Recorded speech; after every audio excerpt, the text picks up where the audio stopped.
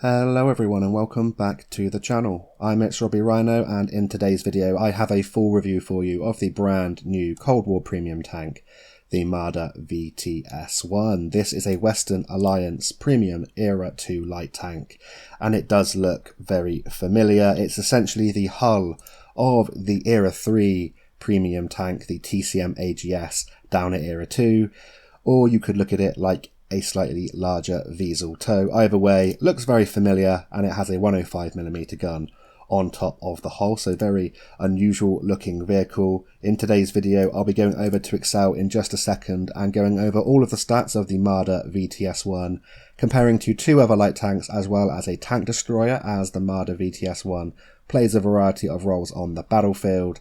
I'll then talk to you about my commander and equipment setup and how that affects the stats of the VTS1. I'll talk to you about the armour or lack of armour in a later stage of this video, right before we head into 4 gameplays to demonstrate how the VTS1 performs on the battlefield. But before we get any further in today's video, I'd like to say a massive thank you to everyone for subscribing to the channel and for your support over the last couple of years.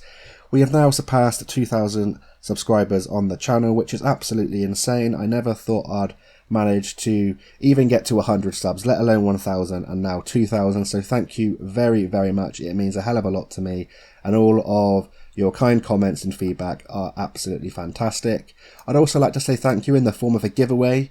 That will be coming soon. I'm not quite sure what I can give away, as there has been some changes to the community volunteer program, and I want to make sure it is fair for both PlayStation and Xbox players, and I want to make sure what I can give away and do a nice big giveaway. So stay tuned for that. I'll announce it on my Twitter and also here on my YouTube channel in the form of a video. So thank you very much, and also thank you for your patience for the last couple of weeks whilst I've been unfortunately unwell again. Hopefully my health will improve for the rest of 2024, and this is the reason why this review is a little bit late. So you can pick up the VTS1 from the 13th of Feb, which is 2 days ago, and you can still pick it up until the 12th of March. So hopefully this review is still valid as it goes out. We're now going to have a look at the price should you wish to pick up this vehicle, and as usual it comes in 3 different bundles. You can get the ultimate bundle with equipment, premium time and boosters for 16,600 gold. You can get the loaded bundle, which comes with premium time and boosters for 14,600 gold, and you can get the base bundle, which is 12,900 gold for just the tank on its own. So as usual, if you want to get a tank on release, you're going to have to really like the tank and fork out extra. This will probably be on a discount at some point in the future, as we get deals all of the time. So only pick this up if you really like the playstyle, you really like the look of it, or you just really like your light tanks or something like that. So this is the artwork, very, very nice. And now we can get stuck into the rest of the review. We're going to head over to Excel, where I've got the stats of the Marder VTS1 here on the left, and we're going to be comparing in this particular review to the Type 63 HG90, which is an Eastern Alliance Era 2 light tank, the Stingray, which is a Tech Tree Era 2 light tank, and an M113, which is an Era 2 tank destroyer. Now, the reason I've chosen these tanks, they are all single fire guns.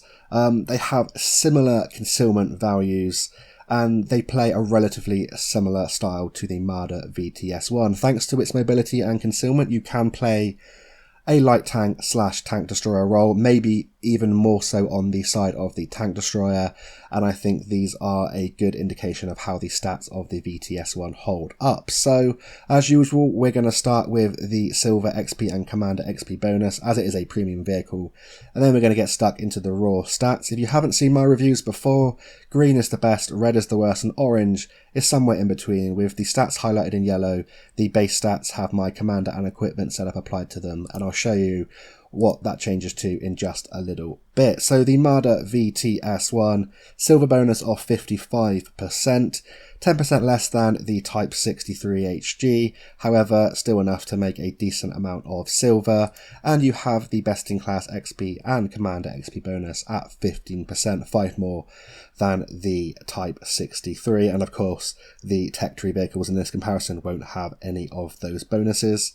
And now we can get stuck into the stats, or the raw stats, of the Marder VTS1. So right off the bat, hit points wise, 2,500 hit points, 100 more than the Stingray and the Type 63, and much more than the tank destroyer in this comparison. So that's a nice plus point for a light tank, and you're quite a large light tank. The hull's quite large, and although you are relatively fast going forwards and backwards, as we're going to come to see, the hull traverse isn't too great. You're not the most nimble, and you're quite easily detectable, so that extra 100 hit points can come in handy, although it would be nice to have a few hundred more.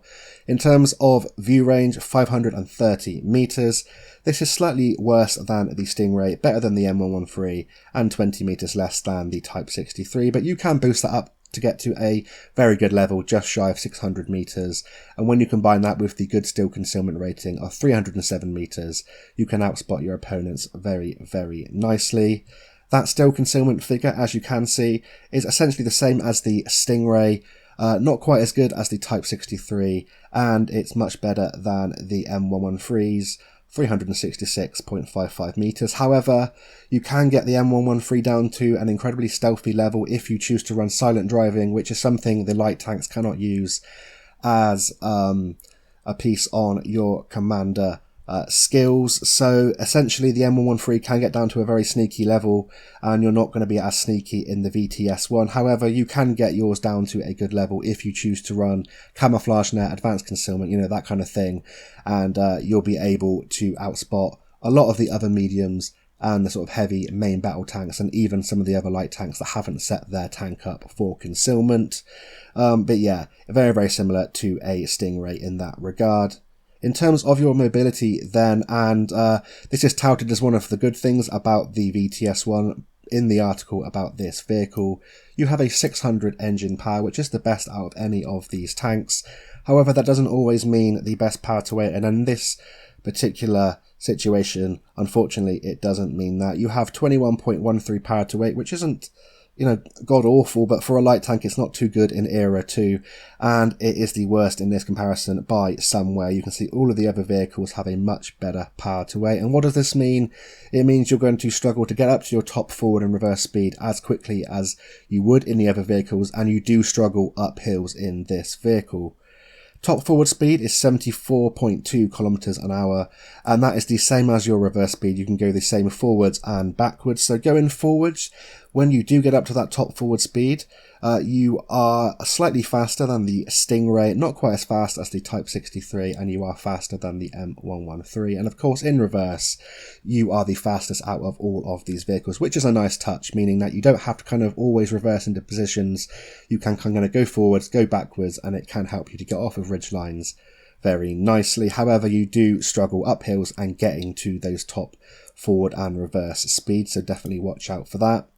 Unfortunately, the hull traverse is another drawback to the mobility of the VTS1. It's 36 degrees a second, worse than the other tanks in this comparison, and worse than the Type 63 and Stingray by a long, long way, which means that when you're not up to your top forward speed and you're not up to that 74.2 kilometers an hour speed, it can be quite hard to maneuver. You can sort of clip the edges of buildings, not be able to get around heavy tanks as easily, and that can catch you out in certain engagements. You can improve that with mobility equipment and commander skills, but it is a trade-off whether you want to play this vehicle a bit more like a support tank or a bit more like a scout tank.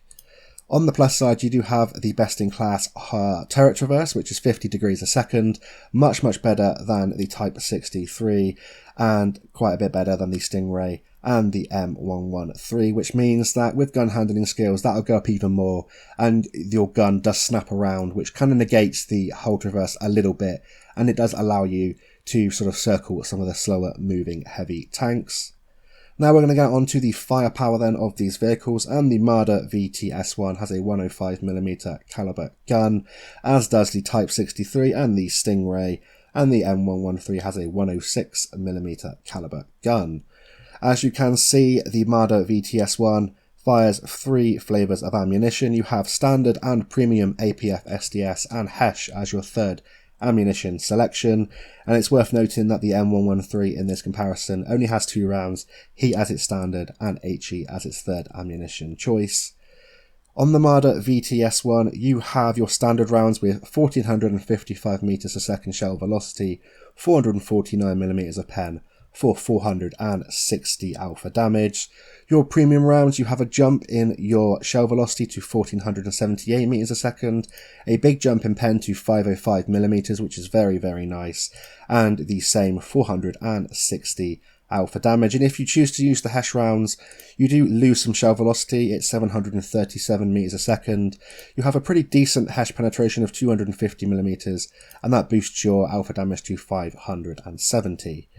So how is this 105mm gun compared to the other vehicles in this comparison? Well, as you can see, in terms of the alpha damage, it's the same as the Type 63, 20 less on the standard rounds than on the Stingray, which has 480 alpha damage, but when it's using its heat rounds on the Stingray, you have the same 460 alpha damage, and you have a massive alpha damage increase over the M11 370 more alpha damage, which is very nice. In terms of your shell velocities, 1455 meters a second is very nice for sniping at mid to long ranges, and with your premium it is just a little bit better. It's worth noting that you do lose penetration over distance with APF SDS rounds, so heat you're going to have the penetration the whole way to the target, whereas with the APF SDS you do lose a percentage of penetration over distance. However, the raw penetration on the VTS1 is fantastic, 449mm of penetration would usually be the best in the comparison. However, the M113 has heat rounds with 480, but it's worth noting that heat is notoriously difficult to use in eras 2 and 3, thanks to all the composite explosive reactive armor and spaced armor that protects against ATGMs, Hesh, and heat ammunition. So heat will usually be absorbed on a lot of different plates, whereas the raw pen of these APF SDS rounds will go through. And with your best in class premium 505mm of APF SDS penetration, you can go through even the thickest armoured targets like the FE4-11 with ease through the upper hull, which is fantastic news. And you also have a nice 250mm of Hesh penetration, the joint best in this comparison, good for going through lightly armoured targets, and that will boost your alpha damage, and of course your DPM. So good enough shell velocity, good for sniping at moving targets at mid to long ranges, good penetration and a good alpha damage for a light tank. How is the gun handling and the DPM then? You have 1.7 second aim time, which is the joint best in this comparison with the M113. You have also the best in class accuracy at 0.28, by a long way over something like the Type 63, and even by quite some way over the Stingray and the M113.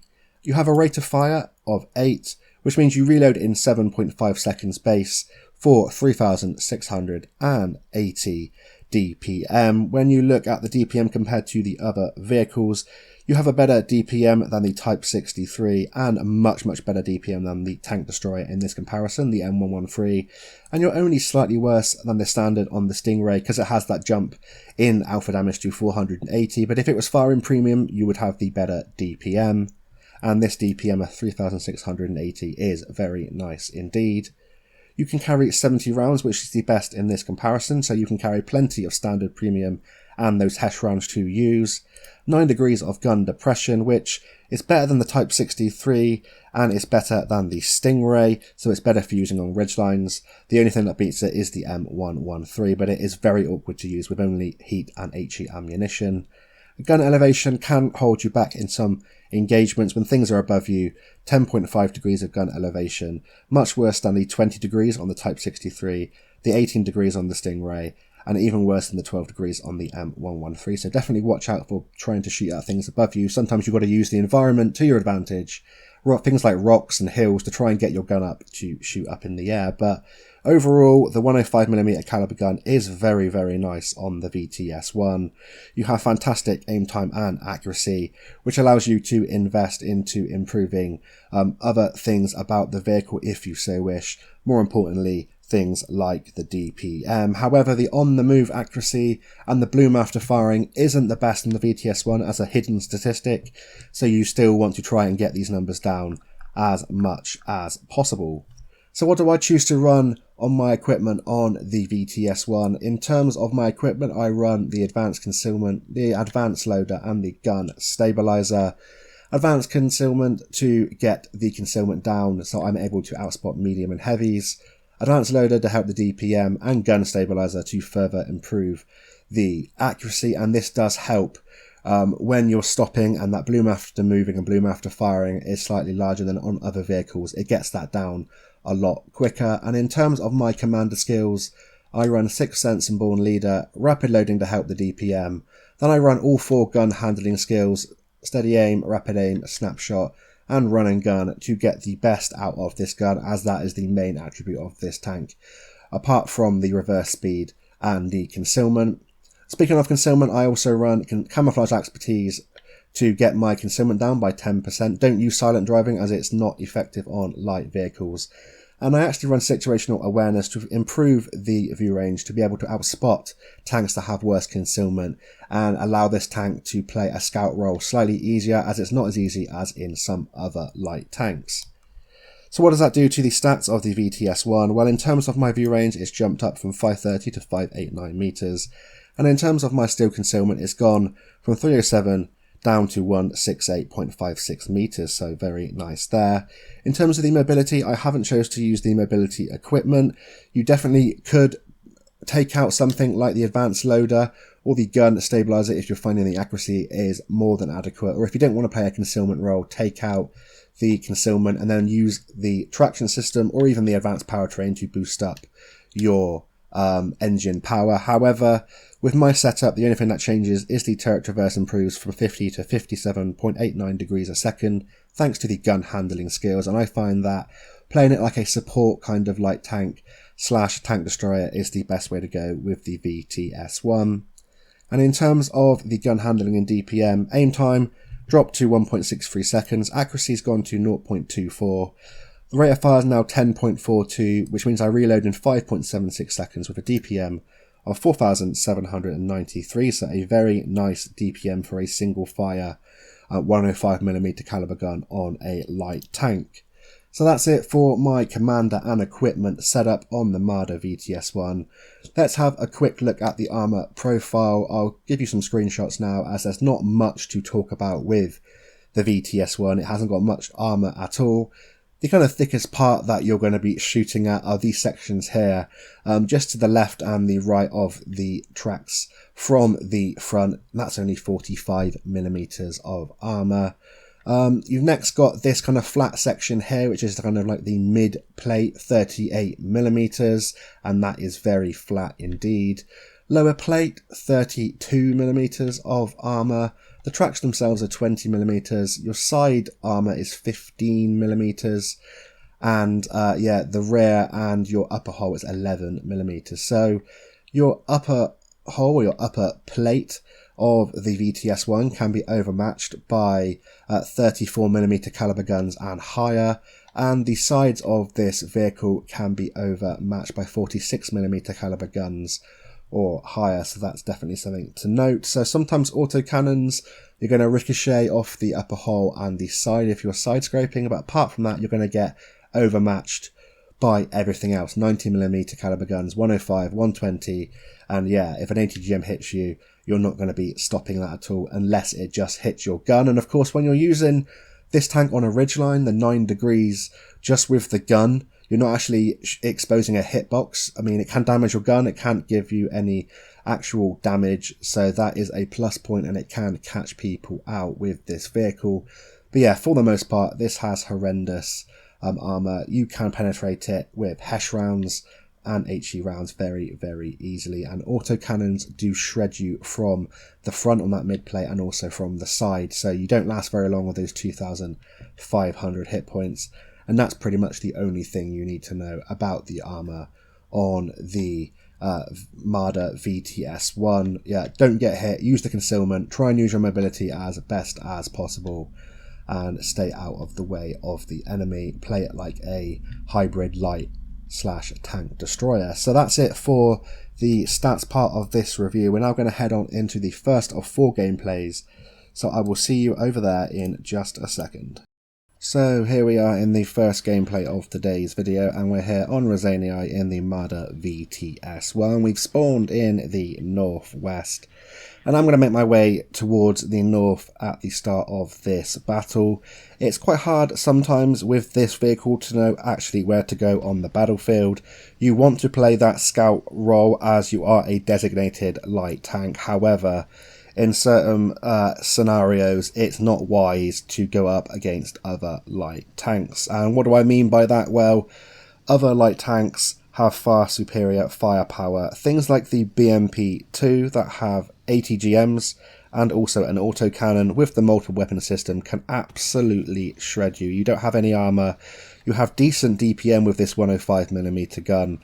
However, you don't have the firepower to fight other light tanks like the BMP-2, other tanks that have 80 GMs and far superior overall DPM.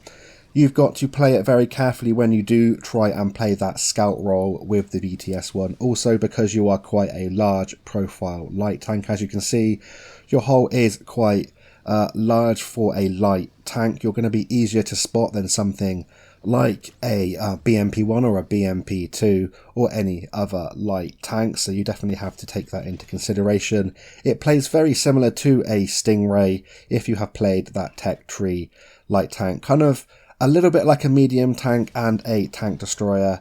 You've got to try and utilise the concealment where possible, so you can see there at the start of this game we utilised our concealment to get our first shot of the game off.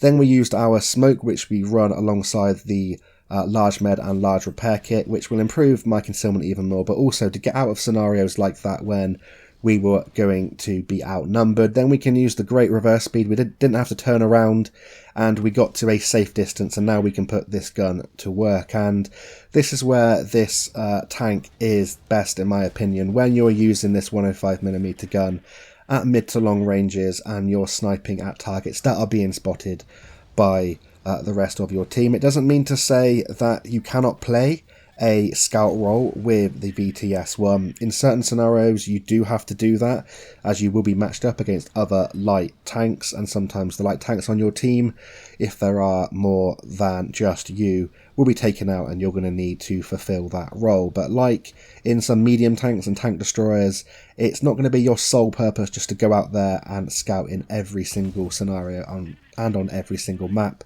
You can play very nicely with this gun. You've got very, very good penetration, good DPM, and good shell velocity for using it as a support vehicle. Play a little bit like a medium tank, supporting your heavy tanks, and in places like this where we are on Raseiniai in this castle area, we can support the heavy and medium tanks and engage tanks that are otherwise looking at other vehicles on your team or just aren't looking at you. And towards the latter stages you can go in, use your mobility and use your concealment to get around some of the slower moving tanks. You can trade some of your hit points, and that will allow you to get up close and personal. But yeah, it's quite a tricky light tank to play. If you are used to just playing outright scouts, it might catch you out. But if you're used to playing a variety of roles on a battlefield like a medium or a tank destroyer, you probably will get on very well with this tank. The gun itself is really, really nice.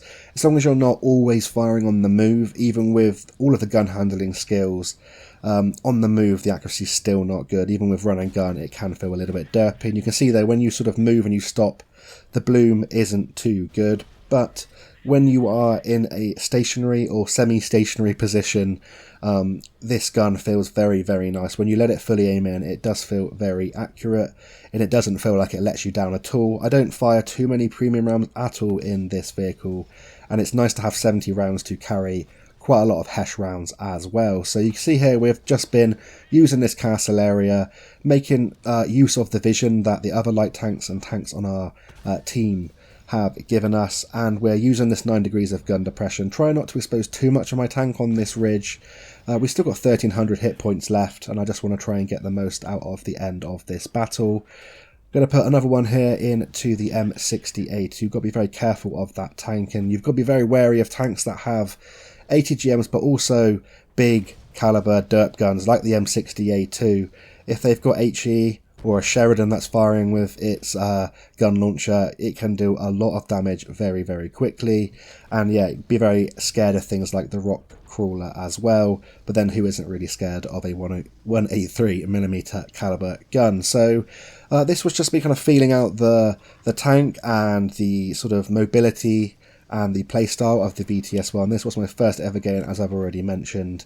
And you can see here that although you do have a very good top forward speed, you don't always reach that top forward and reverse speed because of that power to weight ratio. And if you find that really aggravating, if you've got the tank, you can use your mobility equipment and the advanced powertrain and traction system, or you might just want to skip this tank and go for a different light tank that has a better power to weight and better hull traverse. But in that first game there, we picked up a pretty decent first game, 6.4k direct damage, 2 kills, nice profit with or without a premium account, Confederate medal and a 3rd class, finishing 4th on that team for 1,204 base XP. And yeah, decent game there on Raseiniai in a 5 minutes and 33 second duration battle. So that's it for the first gameplay. Now I'm going to head on over into the second one. So we are now into the second gameplay of today's video, and we are here on Kasserine in the VTS1. We've spawned in the southeast, and I'm going to make my way into the centre of this map, try and get some supporting fire at the vision that the other light tanks on our team are going to provide, and then we can use our mobility towards the mid and latter stages to get around the battlefield, use our concealment, and then get some surprising fire into the enemy. We've got to be very careful at the start of battles in the VTS1, or at least that's how I like to play this vehicle for my short play session in this light tank today. I don't want to go too aggressive at the start. If I was in something like a BMP1 or a BMP2 or pretty much most of the other Era 2 light tanks, I'll be very confident at going forwards and having the mobility to be able to get out of harm's way. However, that's not the case with the VTS1. We might be able to get up to our top forward speed, but if we get tracked, or if another light tank comes chasing after us, we don't have that engine power to get up hills and also the hull traverse to be able to quickly and nimbly move out of the way of incoming fire. So that's why I'm sat back here in H6, just putting some shots down range. The highlight of this particular light tank is this single fire 105mm caliber gun, and things like your mobility and the concealment are of course nice things to have, but you've got to use them with a little bit more patience than you would in some of the other light tanks. You do play this tank very similar to a Stingray. It's slightly better in my opinion than a Stingray. You have of course more hit points than the Tech Tree tank, and I believe that this gun, it just feels more consistent in my opinion. And yeah, of course you're going to be making the extra silver and all that good stuff as it's a premium vehicle. So we're still sat in this position. However, we do have quite a lot of tanks that are now going forward, so we're going to support this push towards the north. It looks like there aren't too many of the enemy team towards the north, and that would lead me to believe that a lot of them are going to be going down the 9-0 line towards our base. So if we can clear out this section of the map, we should be able to go up behind them, go into the north of the map, and then kind of flank them from the rear, and then we have them pincered over there on the eastern side. So you can see here that we managed to spot with the True Vision system the enemy Stingray there, and we put a nice shot there showing you the great shell velocity. You don't have to give an awful lot of lead. It can catch you out in some scenarios if you're playing tanks that have like 1600, 1700 meters a second, but yeah, 1450 plus is more than enough for sniping. And if you are kind of even average with a gun, you should be able to hit your targets at the kind of mid to long ranges with the VTS1. We're now going to go into this dip here, and we are getting some nice spotting assistance there, as well as getting a shot into that enemy T-72A. The BMP-1 is AFK, but we're going to take the opportunity to get some free damage here. We're going to quickly load some Hesh rounds. I would have been able to go straight through that sort of lower plate of the BMP-1 there. Unfortunately, it went high into the angled upper plate and didn't manage to penetrate, but I only carry 5 Hesh for those kinds of scenarios, and it's if you're feeling particularly greedy, or if you feel like you want to take that chance with that 250mm a pen to be able to get that higher alpha damage. So they did on the enemy team, in fact, go down the 9-0 towards our base. So we're going to use the mobility now and try and flank them, pincer them in that position and see if we can get the rest of the damage out of this game. And this was a very typical game for the VTS1 that I was finding. I would start off being a little bit passive, maybe more passive than I should be in some scenarios. However, once you have kind of cleared out a section of the map and you do have some vision, you can go forwards and then you can join up with the other light tanks on your team and you can put this gun to use. And the great thing about this gun is that it can contest the heavy tanks that you're going to be coming up against, like the FE4-11 from the front. And of course that's not always the case, especially for light tanks. 30B2 Forad there is a very dangerous tank for the VTS1. He can absolutely shred me with the autocannon, so we're going to try and get out of harm's way as quickly as possible. We put one into him and he gets taken out by the Leopard 103. Now we're going to get a shot into the Stingray and we have enough alpha damage with this 105 to take him out. And it took me way too long to realise, you can see I haven't played for a while, that we were getting shot by the M113 on the enemy team. Fortunately for us, even though we lazily auto-aimed and ricocheted off the angled hull of that tank, don't know how that happened, we still managed to turn around and we get a killing shot into that M113. And now it's just this rock crawler left, and I'm going to risk it, he's not looking this way, and quickly auto-aim, snapshot a shell. We track him in place. Now we're going to pose for a little screenshot or whatever I was doing, but a pretty nice game there on Kasserine, showing you how I feel this plays out usually with a fairly competent team. Profit with or without a premium account, Confederate medal, second class, second on our team for 1,244 base XP, 2 kills, 6.2k direct damage, 1.9k assistance in a 5 minutes and 15 second battle. So that's it for that game there on Kasserine. We're now going to head on into the third gameplay of today's video. So we are now into the third gameplay of today's video, and we are here on Vineyards in the VTS1. We've spawned in the east and we're going to be making our way into the city in this particular gameplay. In any other light tank, I would usually go into the centre of this map, maybe into the north, try and spot out the enemy base. However, I don't feel like I've got the engine power to be able to get out of harm's way if I get tracked and if I get stuck into a particular section in the centre of all of the ridgelines. So what I'm going to do is get up to our top speed here and go straight across the bridge, do the little jump. I don't regularly do this, however, for a bit of fun, why not? And while we're doing that, we can use our pretty decent view range, get some spotting on all of the tanks that are sat back nearer the enemy's spawn. Then we can turn left here and dip down underneath these rocks, and if the enemy want to come after me in this position, they might well come and take me out, but they're going to be absolutely ruining their game to do so. We're going to keep popping up using our view range, and we're going to be playing a scouting role at the start of this battle, but in a slightly more favourable position. If we're in the open in the centre of this map, we're far too kind of large profile, very easy to see, and if we get detected and shot, then we're not going to last very long. And if we come up against something with an ATGM or the multiple weapon system, we're going to be taken out very quickly. So what we're going to do is come here to this position, and then we can kind of isolate tanks like that FE4-11 who got fed up of being spotted, and yeah, that WZ1224 who's come after us, put a shot into us. We repaired the fuel tanks, but what happened is we got some assistance because he exposed himself to the rest of our team behind us. And now we're going to join this medium to our right and see if we can pop over and get some shells into the vehicles that are situated at the back of this map. Got to be a little bit careful as they are still looking this way. And 9 degrees, although it's still pretty decent, it can be a little bit frustrating to use on certain ridge lines, but we're going to take the risk there. We get up there and take out the M60A3.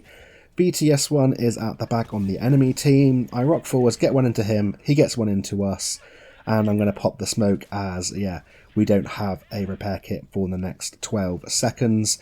And now I'm going to go down and around and see if we can create a different angle on the enemy. It looks like the opposition were winning the north, however we are up by 5 tanks. I'm pretty confident still over here in the kind of south of the map. We're going to get one on the move there into that Leopard 1A3. He misses us, and now we're just going to eat the shell if necessary and put one into him. If I was a bit more better with my reactions there, I probably wouldn't have had to eat that shell. The enemy VTS1 comes after us. We put one into him, and now we're just trying to get out of the way for our teammates. However, they are doing a great job at shooting around me, and they help me with the VTS1, and that's picked up our 3k of direct damage and 3.4k of assistance. As you can see, when you do get into engagements in close quarters combat, then your armour is definitely not going to hold up, and you're going to lose your hit points very quickly. But you have enough firepower to get out of certain scenarios with other sort of single shot guns. And as long as you have support with you, you can definitely put this gun to work. And it doesn't take too long to rack up damage when you're reloading in 5.76 seconds for 460 alpha damage. And now we can use the mobility to get across the battlefield at the end of this battle and see if we can get some shots into the tanks that are situated into the north.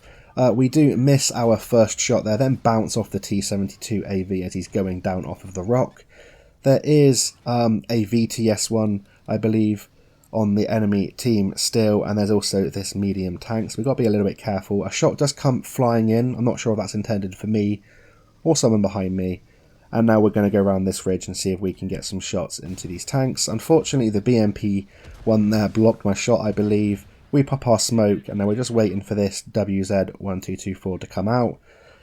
Trying to not get spotted until the last minute. I'm going to put one into the enemy VTS1.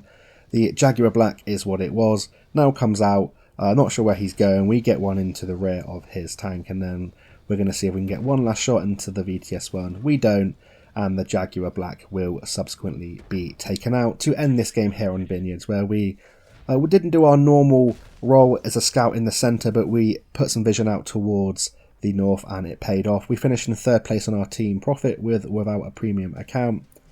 2nd class, 3rd place on our team for 1310 XP, 2 kills, 4.5k direct damage and 3.4k assistance in a 4 minutes and 52 second battle. So with that patience, you do get rewarded. Doesn't take too long to get that damaging with now 4,793 DPM that I've got. And that's it for the 3rd gameplay. We are now going to head on into the 4th and final gameplay of today's video.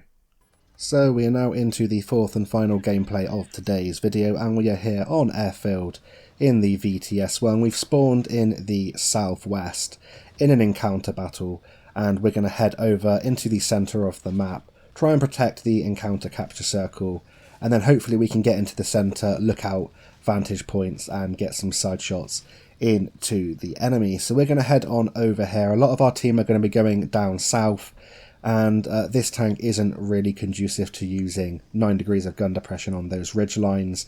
There's too many tanks down there, and hopefully by going this way we can flank the enemy and create a little bit of a crossfire. We do have a medium tank and a light tank behind us, as well as a heavy tank coming up through the centre. There is a medium tank on the enemy team coming this way. The Leopard 1A1 who gets spotted, we're going to pre-aim in that gap as he's going up, get one into the side of him. Unfortunately for us, this T-72A is going to go straight after the Leopard 1A1, and we're going to be the supporting tank to this heavy tank. Auto-aiming at the front of the 1A1, probably not advisable, should really still aim. However, we have more than enough penetration to go through pretty much all of the Leopard variants in Era 2 with this gun. And now we're going to go up here into this lookout spot where we have some nice cross shots into the tanks that are situated on the J line. And we don't give quite enough lead at that shot there, which misses the BMP2, which might come back to haunt us later on. We'll have to wait and see, but he's left on a 1 shot. And now we're going to wait for the detection to go off, and we're going to be putting round after round into these vehicles that are situated down there. The M103A2 is just sat there taking these rounds at the moment. I'm not sure he exactly knows where he's being shot from. Unfortunately, uncharacteristically for this 105mm caliber gun, it derps there into the rock, so we're going to account for the little bit of drop off there, aim slightly higher, and we're also getting some nice spotting assistance as well.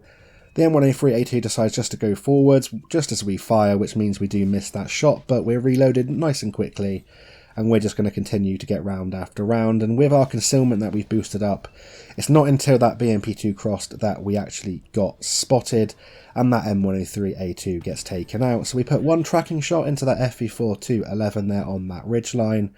He repairs, and we're going to go for another track, and hopefully we can keep him tracked on this ridgeline. Unfortunately, his repair is about half a second better than my reload, which means we didn't manage to track him in place again there, and our heavy tank and light tank are going all in on him. So we're going to use our mobility, go around, see if we can help these two tanks out and take out that very dangerous FV4211. We have the penetration, and we've loaded the premium rounds with 505mm a pen to be able to take out this FV4211. It's pretty close still, only 2 tanks behind at the moment, so hopefully taking out this tank will be able to turn the tide of this battle. We get one right through the side there, and I believe we damaged his ammo rack there, or the loader, and we can get a shot straight through the upper hole there of the FV4211, and now we're going to reverse back up and see if we can defend from the tanks that are coming in from the southeast. We get a shot there into the M60A3. I'm very wary to go too far that way where that medium tank's going. I'm actually going to ask in a minute the T72A on our team to follow me and come back this way to drag them round here. Ideally for the VTS1 and any kind of lightly armoured tank, you want to create that distance, use your concealment and mobility to run rings around your opponents. However, we still need to use this heavy tank whilst he is alive to our advantage. I'm very wary of him being flanked, so I'm just going to wait for anything to come up around the back of him.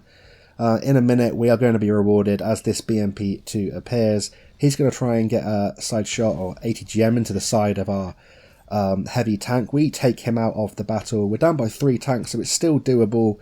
We do have a medium tank all on his own towards the sort of centre of the map, and it's just me and this T72A here defending this section. So I'm going to go up here because I've got some hit points to spare.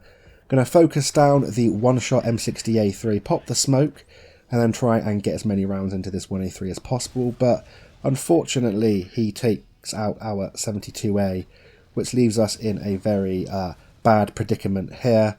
Our friendly medium tank is separated from us, and now it's just about getting the last remaining damage we can out of this battle. We're not going to be able to usually get out of this scenario as there's too many hit points on the enemy team. We put one into the BMP2.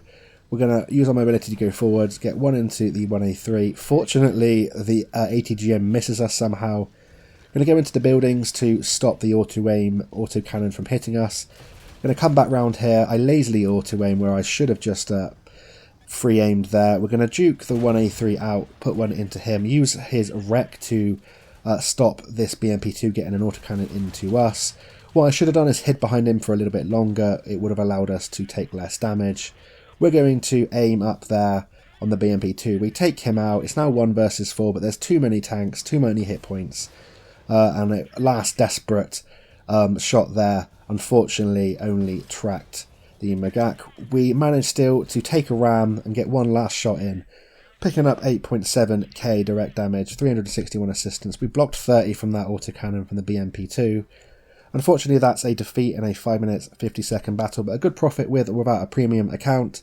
A first class and a high caliber. We finished top on our team for 920 base XP, and that's 5 kills, 8.7k direct damage, 361 assistance. And yeah, a pretty decent showing of what the Marder VTS1 can do in a battle. It does require a little bit of patience in certain scenarios, usually towards the start of the battle, and then you play as a support kind of tank destroyer / light tank for the remainder of the battle.